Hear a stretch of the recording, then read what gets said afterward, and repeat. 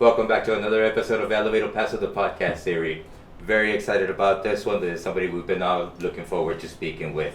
But before we get to this, to my left, Mr. James Avery Pleasant, as usual, co-hosting the show. Mr. Avery Pleasant, how are you, sir? I'm doing just peachy, and yourself? Doing great, doing great. Are you looking forward to this? Yeah, I'm looking forward to interviewing or talking with on the podcast with Stephanie Hahn, local boxer, local legend right here. Thank you guys for having me. I appreciate it. Thank you. Miss Steph, you just came back from a battle. Yes, I did. How was that? I just fought May 10th in Philadelphia, Pennsylvania, and she was a very tough opponent. So I came out victorious. I'm very, very happy, very proud of myself. Yeah. Was that your toughest? There's a video on her, and she's from New York. Has experience, and her last fight, I thought she won, and that girl is 7-0 now. And it was a draw. She got a draw. But, boxing is very political. She should have got the decision. She was very dangerous. She had a lot of strong overhands, a lot of strong left hooks. So I was training with my family, training with my coach, Louis Burke, and I'm glad that she did everything that we expected her to do because I outboxed her. Well, there you have it, guys. Undefeated. A proper introduction now. Miss Stephanie Hahn, a boxing legend, quickly getting to be number 1 in the world, right now ranked number 4, local El Paso. And okay, Steph, so boxing, it's your passion, it's your life. Tell me about this. Tell me your progression into boxing from PD. So yes, I started my boxing journey. Well, I started when I was 10, all the way till I was about 20. Then I quit boxing for the first time. I decided to focus on school, and then I ended up getting married. And then I had my kid, my son. Then I became a police officer. Then I had my second baby, my daughter, Josie Gracia. And then I started boxing in 2020 because of Jennifer, my sister, who's El Paso's first world champion. I started helping her because she had no sparring partners during COVID, and she was going to have the biggest fight of her life against Katie Taylor.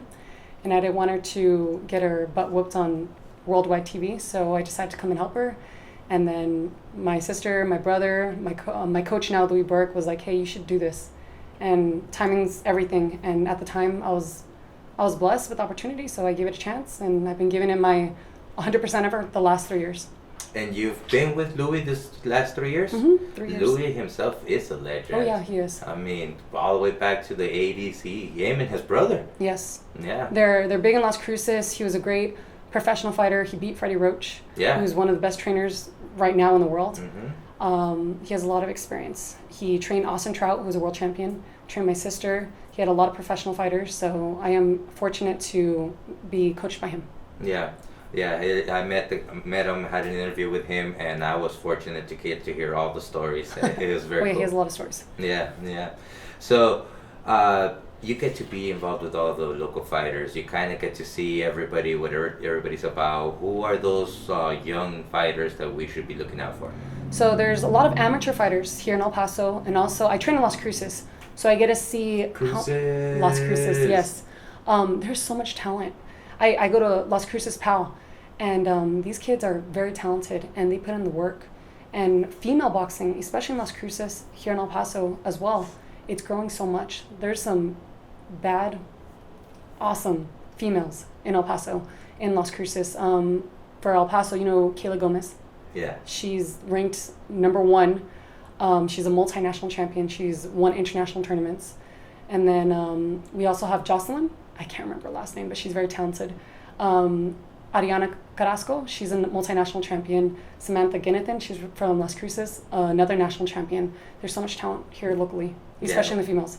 Yeah, and El Paso has always kind of been known for boxing, I mean, historically. So do any of these girls ever, reach out, ask for advice? Do you ever get to interact with them? Some of them, I sparred a lot of them. So the ones from Las Cruces, it's nice that we're the same size. So I have sparred them. They're very good, very talented. Kayla Gomez, I haven't sparred her. Yeah. She's a little bit smaller than me, but I wouldn't mind in the future. We talk, and I feel like she's definitely going to be, hopefully, Olympic champion. Hopefully she makes the next Olympics. If not, for sure, professional world champion. Yeah. And then we have a lot of local boxers in El Paso, like George Tovar. I don't know if you've heard of him. Yeah. He's undefeated. I think he's 7-0. From Las Cruces, Amy Salinas. Mm-hmm. She's a firecracker. Yeah. She's like intense. It's like non-stop action with her. Victor Aranda, I don't know if you know him. No. He's also undefeated from El Paso, but he was an Olympic alternate, so very good from El Paso. We have an Olympic wow. alternate. Oh, cool. So Alec McGee is also Yeah. an exciting fighter. So there's a lot of local talent here, and I'm glad that we've been able to showcase that with the promoter, King's Promotions. They've been coming to El Paso and giving us opportunities. Yeah, and most of those names came out for the victory the last time that Mhm. King's Promotion was here. And so we have another show coming up. What should we expect for this upcoming fight? So yes, I'm fighting in my next fight's gonna be July 27th at the El Paso County Coliseum. I'm pretty sure we're gonna have the same fighters. It's gonna be me, George Tovar, Amy Salinas, Alec McGee, Victor Aranda, and hopefully I get a fight for some sort of title. And the Nice. opponents that my managers are looking at, they're undefeated fighters. They're ranked higher than me, so it's definitely Ooh. gonna be exciting for sure. Yeah. I'm excited for the opportunity. Yeah. So how does that change your mindset? It doesn't. It doesn't. It doesn't. Every fight that I fight, I always give 100%. So whether I never underestimate my opponent, so I'm always pushing myself to the max. I already have in my game plan what I'm doing. So I Yeah. plan out the day. I go to work. I train. Yeah. So whether she's 1-0, 10-0, 0-5, it doesn't matter. I'm always gonna give 100%. Very cool. So, Mr. Avery, you fight professionally. Yes, sir. I Does do. her- Does her story sound relatable? Yeah, I think we've actually trained a couple times before. We have Yeah, I want to say it was like during that COVID time frame. during Like, boxing. no, it was MMA because I'm a mixed martial artist, and I want Okay. to say at one of the local gyms here on the west side that I was at, I think there was one time where your sister came, and then I think there was a following time where you came with your sister or something like that. Yes, I've stopped by a couple times. Yeah. I love the fact that everyone is like ready to train and spar and they don't care. It's like a sweaty mat, but it's great. I love the energy. Yeah, no, it's good energy, especially when you're listing all these local names because they all don't train at the same place, correct? No. Right. They train everywhere. And that's great. Like getting that cross training in and going, I don't know, how do you feel about cross training? I think it's great as long as you're careful. You know, obviously injuries are a big thing, so you just have to be careful with what you do. And for me, like my knees hurt, so I'm getting older, so I'm very cautious with what I do with my knees. I'm very limited. So I know my limits and I only do what I can. And how does your dieting work with everything? Do you have to cut weight or anything for your fights? This last fight, I guess because I've been fighting so often and staying in shape is so easy. So easy. I was 2 pounds under, and I didn't have to dehydrate myself, so it was an amazing weight cut. I was very fortunate.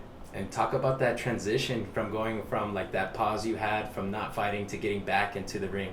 I'm so glad. So everyone's like, are you not tired of fighting? I'm like, no, I'm very glad that I have these opportunities.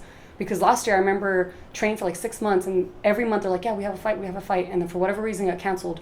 So I'd rather have opportunities and things actually happen, fight every month than have no opportunities.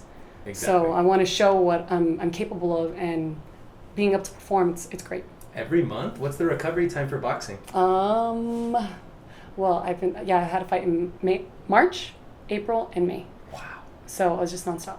That is nonstop. But the last 2 days I've been eating everything. So I think I've gained like 10 pounds in the last 2 days. I don't think anybody understands that feeling of when you've had like this long weight cut and you've been so disciplined, you're not going to drink or eat anything that's unhealthy for you or anything that's going to add weight, and then finally you just get to pig out and food just has a different taste after that. Oh yes.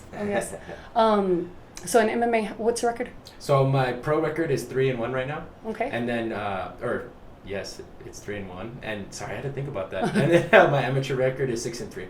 6-3. That's awesome. Mhm. So you have a lot of experience. Yeah, actually, my first fight was back in 2014. I actually fought for Las Cruces Convention Center for King of the Cage. Oh, that's awesome. Yes. What weight do you fight at? Right now, I fight at 155. No way. Yeah. How do you make 155? Yeah, so it's a little different in the Okay, MMA how world. tall are you? I'm 6'3.5".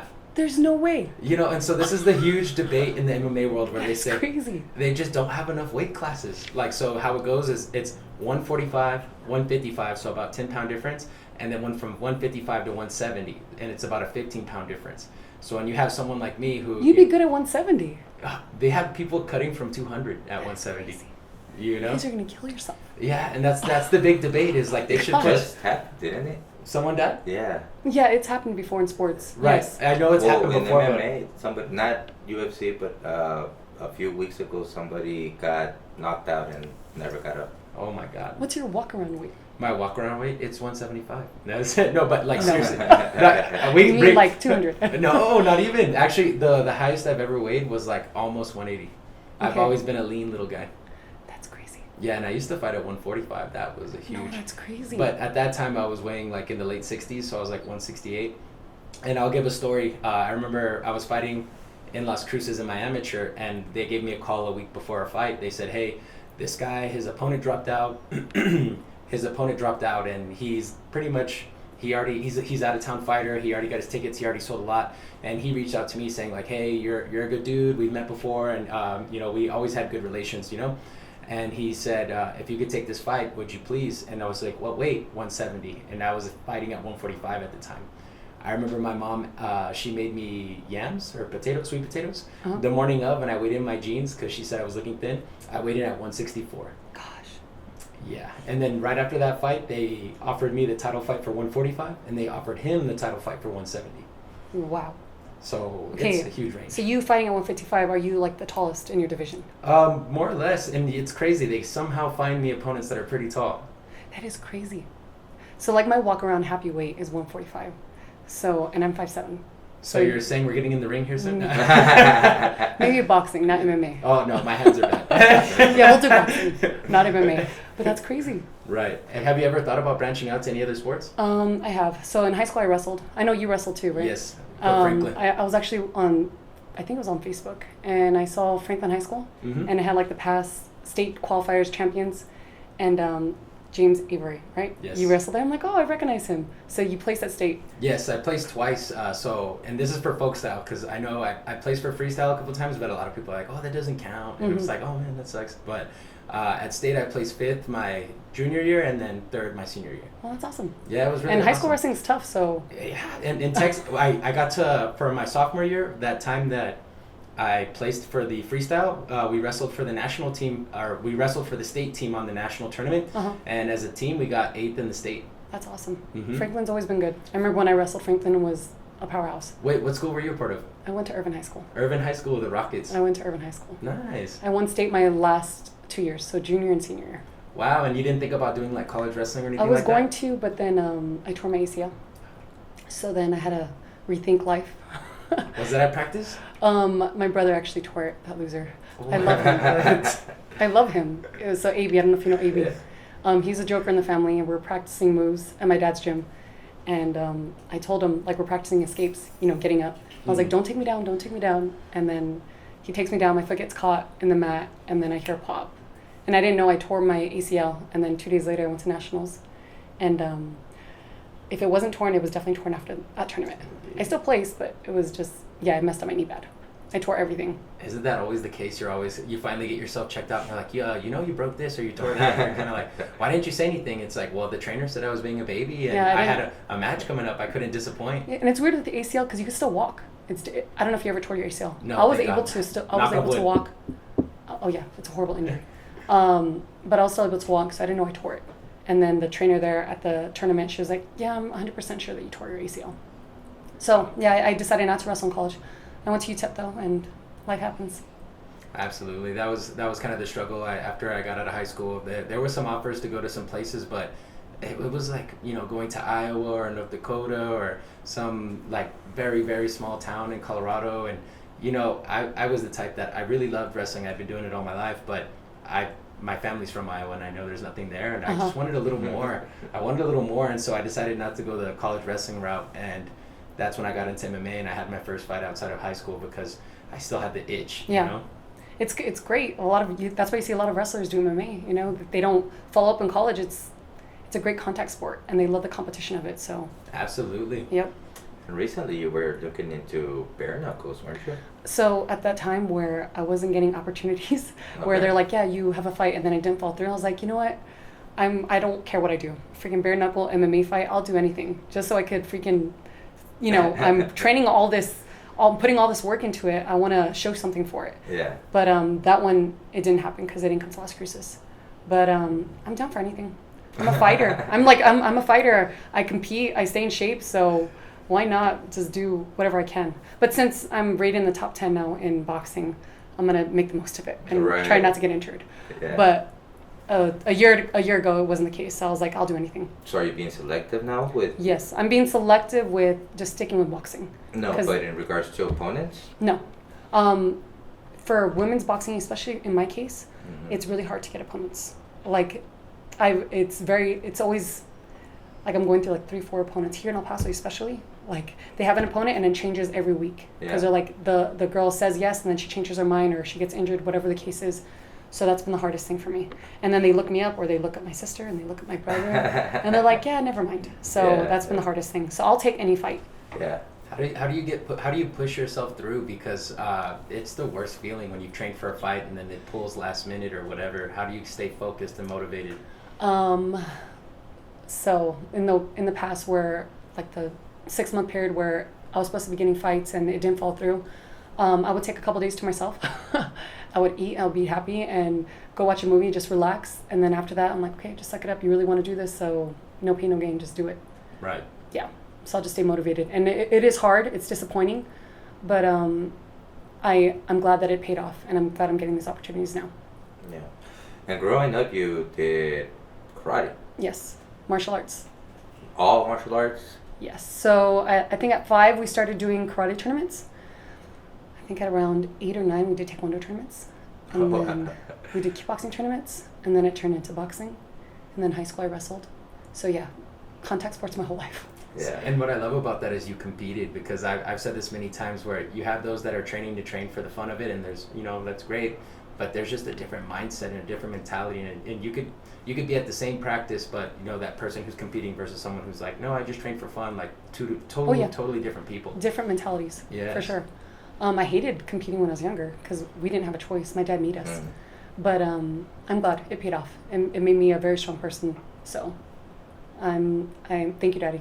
Back then I didn't thank him, but I'm glad that he put us through that. So are your kids? My son, he trains a little bit. He's done boxing. He's done martial arts. We'll see later on if he wants to get into it. I'm not going to push him 100% like my dad did. And I think he's more like his dad. He's a very loving personality. He's a lover, not a fighter. So we'll see. But my nieces and nephews, some of them are intense. Yeah. Oh my goodness, my brother's daughter and my twin's daughter, like don't mess with them. They're scary. They scare me. How old are they? So my brother's daughter, the one that's going to be a champion for sure, she's about 4. And then my twin's daughter, she's 2. At already 4 and 2, you could already tell? You could tell. I was a mean child. Yeah. And my brother's daughter, she's meaner than me. She's like, it's kind of scary. Like she loses control. And I'm like, ooh, you don't want to mess with her. Yeah. You do not want to mess with her. She starts shaking. Yes. And Jenny's son, her oldest son is very talented too. Yeah. Very talented. So are you first martial arts, then whatever they choose, or? I think martial arts is a good foundation for everything. So yes, first martial arts, and then later on boxing. And then my husband, his family does like soccer. They do basketball. So team sports are good too. I wanted to do that, but my dad never said, he didn't let us. So I think it's fun to do this type of sports, team sports instead of just contact sports. I saw a picture of your dad with all the kids around them. They were doing the splits. I mean, he must be super proud. Tell me about that. Yeah, my dad is he's a big softie now. Growing up, oh really? He was so intense. My dad was so intense. Yeah. We were scared. Like we were so scared of my dad. I remember one time me and my twin we ditched wrestling practice like in the summer to go hang out with friends, and the coach found out and he called my dad. And we were so afraid to get picked up by my dad. But he was very strict. He was very strict. We couldn't go out. We couldn't hang out with friends, nothing. And then now my dad's just like with the grandkids, he's so soft. I'm like, Daddy, why weren't you nice to us growing up? Yeah. But he ran out of energy. It's crazy. It's crazy. Total change. Which of you, the siblings, have that strictness now? I I think we are all traumatized with my dad. So we're nice parents. Yeah. We are nice parents. It's probably you. That's what you said. No. I'm like, my son is like the golden child. He's perfect. So I don't have to be mean with him. I just have to look at him and he starts crying. But I would say Jenny, the oldest. Yeah. She really has to discipline her son. He's crazy. Very talented, but crazy. And then my brother, he has martial arts school on the west side. So he's like him in that sense where his kids kind of live at the gym as well. Yeah. Yeah. So who is your dad running, the one in Northeast still? My dad doesn't run. He's just there for presence once in a while. Yeah. But Jennifer's the one that runs that gym. Oh, okay. And then AB, he has his own gym here on the west side. Right, Mhm. right. What's the name of the gym on the west side? So Han's Martial Arts. And where's that located? So that is located right next to Coronado High School. Oh, wow. So next to Elite Gymnastics. Mm-hmm. So 6910 North Mesa. And then my dad's in the Northeast. It's been there forever. And is it mainly high schoolers that go there, or it's... It's a combination. So he has kids from 3 years old all the way till full grown adults. Okay. So I like it. I've gone there a couple times. I like the family environment. You know, it's a lot of families go together and they get that exercise. So I really like seeing that.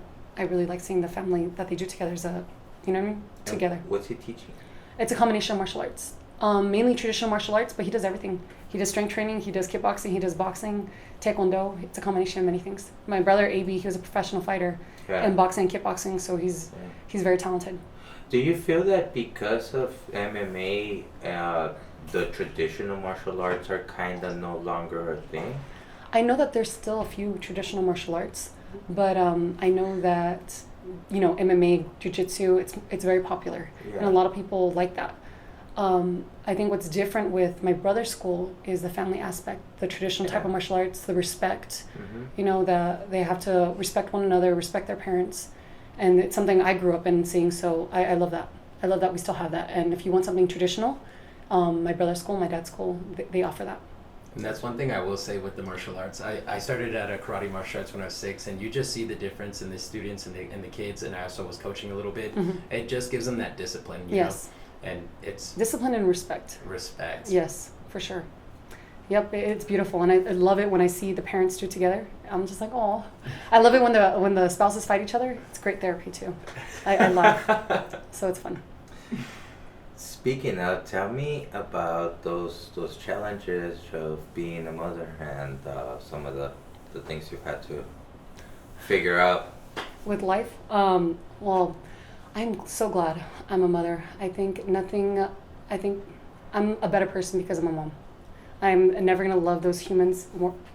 Those humans I love most in the whole wide world, literally.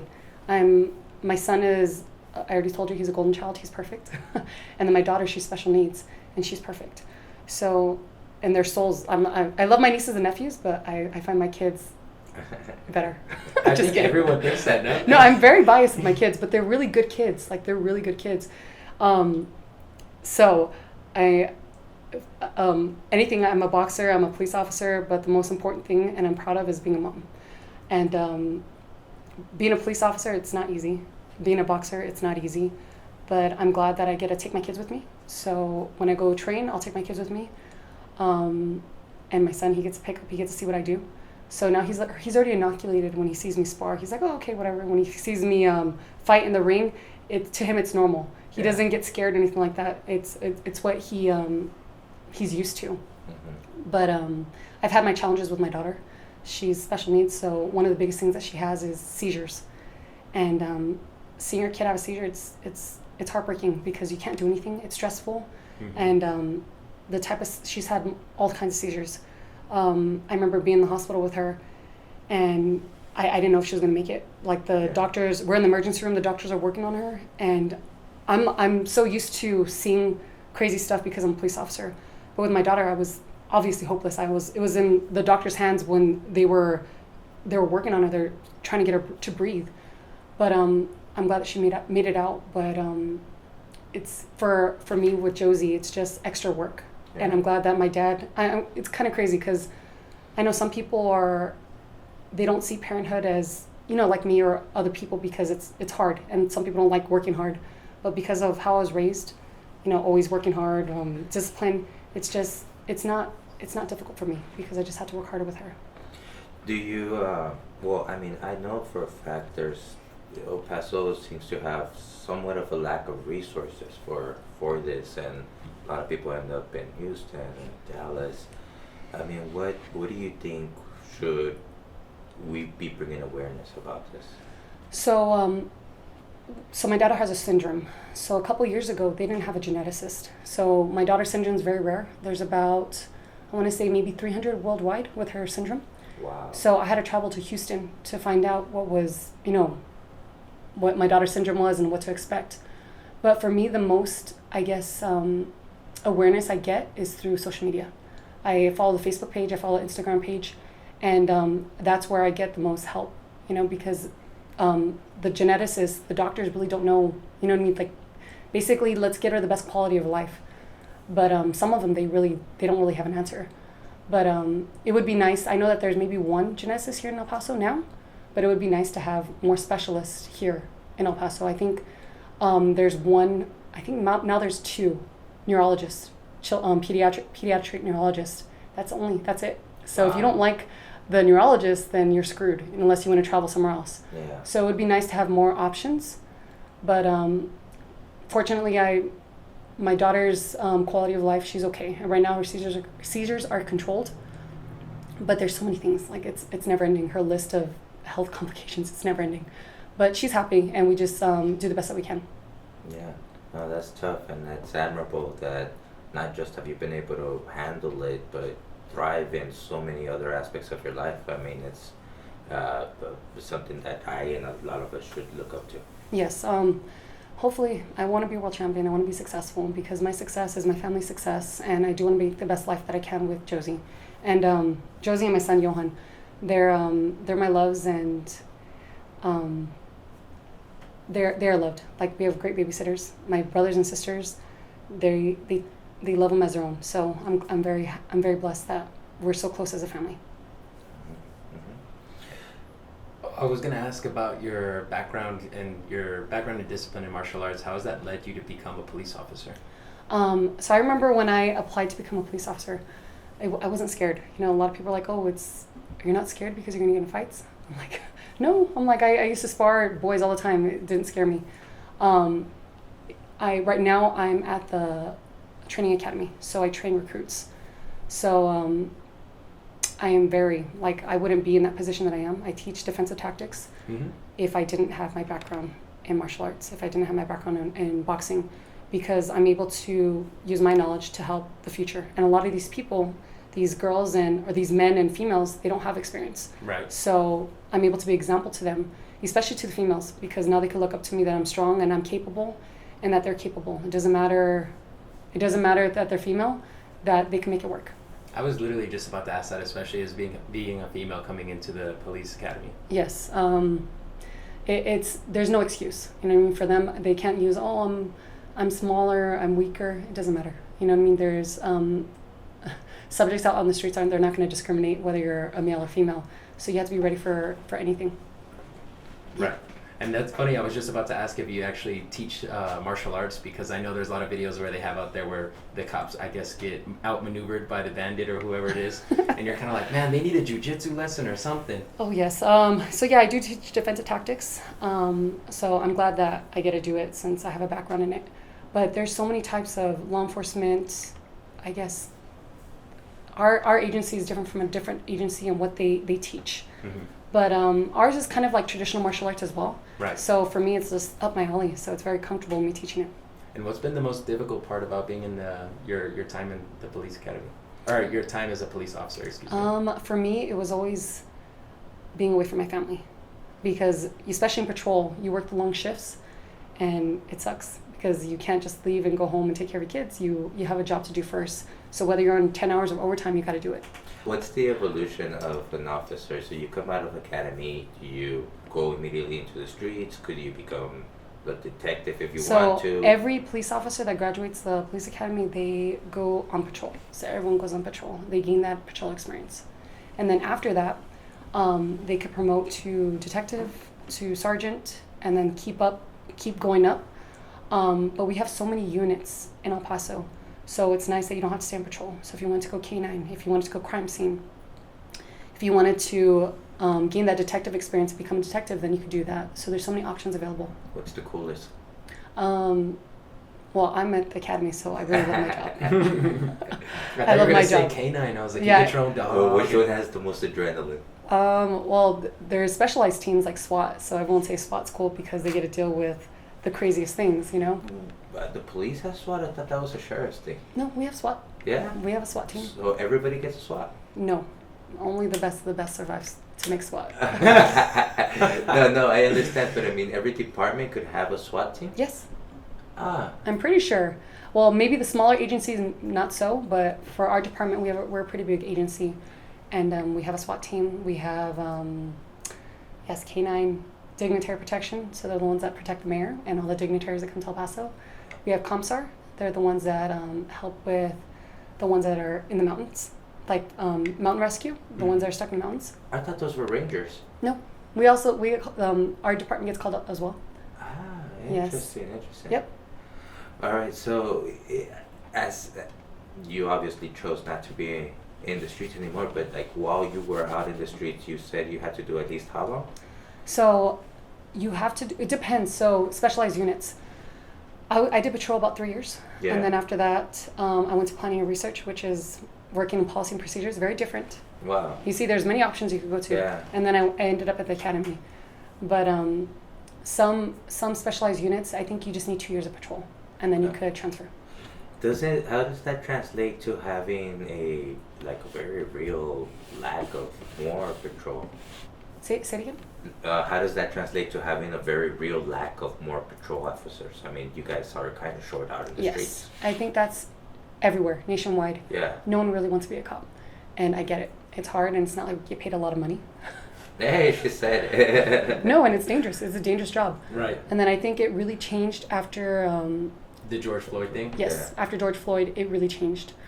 And, a lot of people didn't like us. And one bad cop was a representation for all the cops. And that's not true. I think especially here in El Paso, I think we're different. But yeah, the popularity grew to become a cop after George Floyd. It definitely went down. Yeah. But we are hurting. We are very hurting in our department, for sure. I mean, I think I heard it was like a couple thousand that you guys were under.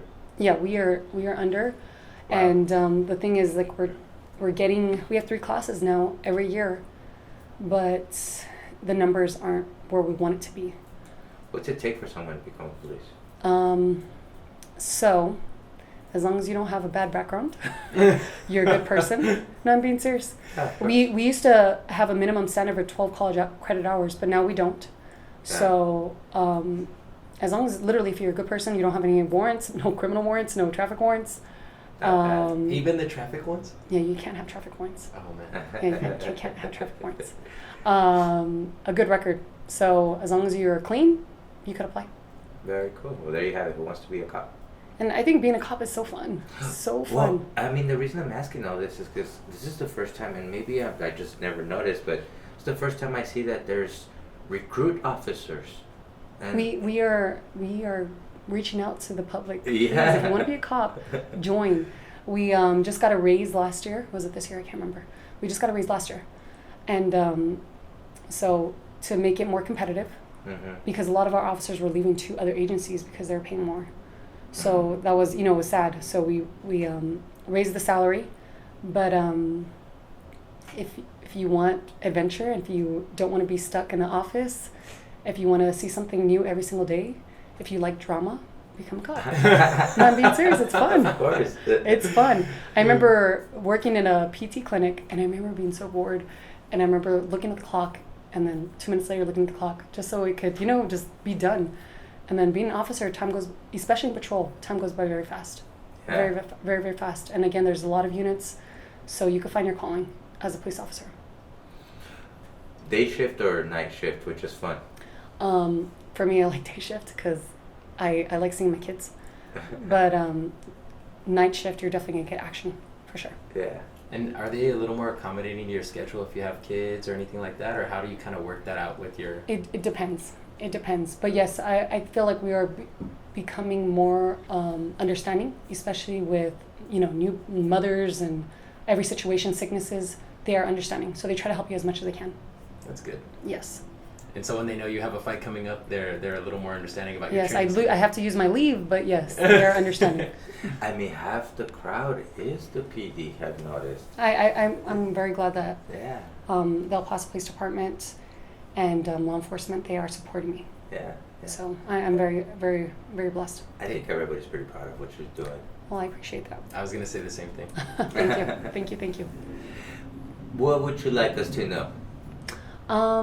So next, again, I'm fighting July 27th at El Paso, in El Paso at the El Paso County Coliseum. So please support me. Hopefully it's for a title fight. And support all the other local fighters. We're going to definitely put a show. The last fight, they had some very exciting fights. I don't know if you saw the heavyweight fight or the highlights. It was so No. exciting. Yeah. So exciting. Yeah. They had some really good fighters. So I know that King's Promotion is going to bring a good card. So if you support boxing, if you support any contact sports, you're definitely going to be entertained. Yeah, wasn't one of those guys a football player? Yes. So the heavyweight fight was exciting. So I think it was a national amateur champion. He was from Hawaii versus a pro football player. I think he was 4-0, and then the Hawaiian was 1-0. Yeah. But it was so exciting. Yeah, got that. Those knockouts were exciting. Yeah. Heavyweight knockouts are the best Mm-hmm. because it's like done. It's over. It's like they finish in style. Yeah. Yeah. Yeah. Well, that one fight, you came out there and dominated so fast. Was that your fastest knockout? My last fight, yes, it was my fastest knockout. It How was many wild. seconds was that? I think it was 23 seconds. Wow. 23 seconds. I'll take it. My last 2 fights, they've gone the distance, the whole 8 rounds, 6 rounds. So I was supposed to fight someone else, and it didn't go through. I think I went through like 3 opponents that fight. Yeah. Dang. So I was like, I'll take it. Mhm. I will take it. Yeah. Very cool. Anything you want to ask? Anything I want to ask? No, I'm kind of like, man. So how does your family feel about your fighting? How supportive are they, and do they help you train? Oh, yes. I wouldn't be able to do what I'm doing without them. So I definitely have the best support team. Jennifer, Izzy, I train with them. So I go train with Louie, and then I go train with them. Is that in Las Cruces or? So I train in Las Cruces with Louie, and then I also train with my family at my dad's gym in the Right. Northeast.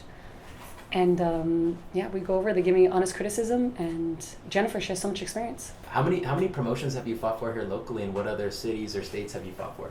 Isidro, I can't remember his last name, but he was great. He got me a couple fights, and then my last couple fights have been with King's Promotions, and they're legit, and they keep promises that they say it's going to happen. So I really like them. Can you explain to people who are not familiar with the fight world of how it works with the promotions and the promoters and the matchmakers? So yes, there's it's a different world. So I have my trainer, Louis Burke, and then I have my manager, who's out in Houston, and then the promoter. So the promoter, for example, who I'm fighting under is King's Promotions. Mm-hmm. So they're the ones that make the fight possible. So they get the venue. They also get for the most part, they have their own matchmakers, so the ones that make the matches happen. But the promoters are basically so necessary to actually make to have those opportunities to fight. Right, and so that means your manager is the one who reaches out to the promoters, the matchmakers, and Yes. then how does that normally go? Do they give you like a list of fighters and they say this girl, or? In the beginning, so yes, my manager, he talked to King's Promotions about the possible opponents, Mm-hmm. but now it's like any opponent that says, yes, I get a fight. So, because it's in professional boxing, it's not like an amateur tournament where you have to fight everyone in your bracket. Right. Professional boxing, you get to pick and choose who you want to fight. Wait, they have tournaments where you have to fight multiple times in one night? Amateur fights. What's a typical amount of amateur fights? So it depends on your, on your bracket. Mm-hmm. But for the most part, it's just once a day. I remember my brother, he fought a couple times national tournaments, and I think he had to fight every 12 hours because there's so many, it was his bracket and division was stacked. Wow. But for female boxing, no. Once a day. The most. That's amazing. Yes. So what would you say, they would have to fight like 4 times in a weekend, or how does that normally work? So national amateur tournaments, they're usually like 6 days. So depending on your bracket, you'll fight every day. And do you remember one of your first fights and how your feeling was when you got in there? Or? I remember being so nervous when I used to fight. I remember getting the butterflies in my stomach and being like, oh my goodness, what if I lose? You know, a lot of doubt. And now it's like totally different. It's totally changed. I don't get nervous. I'm like, okay, let's do this. Wow. Whoever that girl is, I don't care. I know she hasn't trained harder than me, so bring it. That's how I Have feel. you been rocked? Oh, I've been rocked. Yeah. Oh, yes. I've been rocked. I've experienced it. So in professional boxing, we wear 8-ounce gloves. So just 8 ounces.